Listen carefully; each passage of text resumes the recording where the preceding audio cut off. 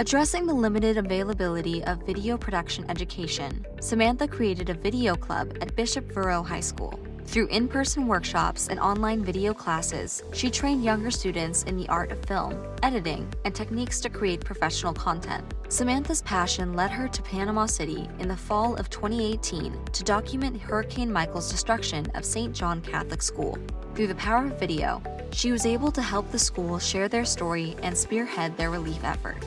Well, the reason I started this project was because of my inner passion for film and broadcasting. Recently, I just competed at different competitions, and I felt that there was a big need, especially in my area, where there isn't a lot of expansion for film, and schools is very limited.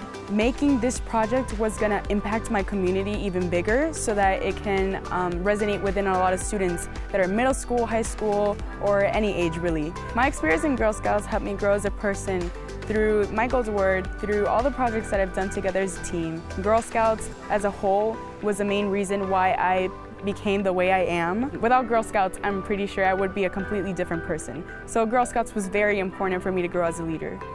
My name is Samantha Romero, and I'm a Gold Award Girl Scout.